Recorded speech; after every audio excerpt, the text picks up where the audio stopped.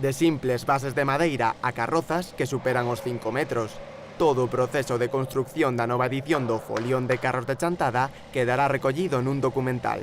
A Fundación TIC, no seu obxectivo social, no seu anceio de difusión e tamén de recolección do que é a memoria colectiva e a da memoria das tradicións da nosa provincia, asinamos hoxe este convenio con esta asociación que agardemos que dé un moi bo resultado. A idea deste documental, en colaboración coa Diputación e a Fundación TIC, foi a predisposición que houve sempre desde Lugo a vir gravar a elaboración dos carros. Primeiro, como se construen, como podemos ver aquí, como se están facendo, e despois meterse dentro do que é a escenografía dentro dos carros, o día do folión.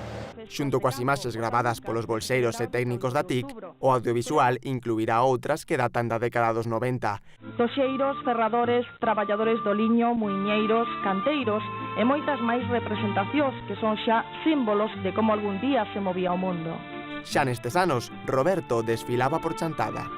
Eu levo 18 anos facendo, que é o folión e todo isto. A súa cuadrilla está dando vida a Almacéns Román, un establecemento xa extinto que naceu alá polo 1907. Unha casa pequeniña, empezou a vender roupa, e ao final vendía desde escopetas hasta produtos de alimentación.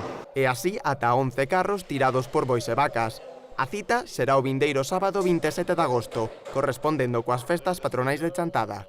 O que se representa nestes carros, basicamente plataformas e carros do país, son escenas típicas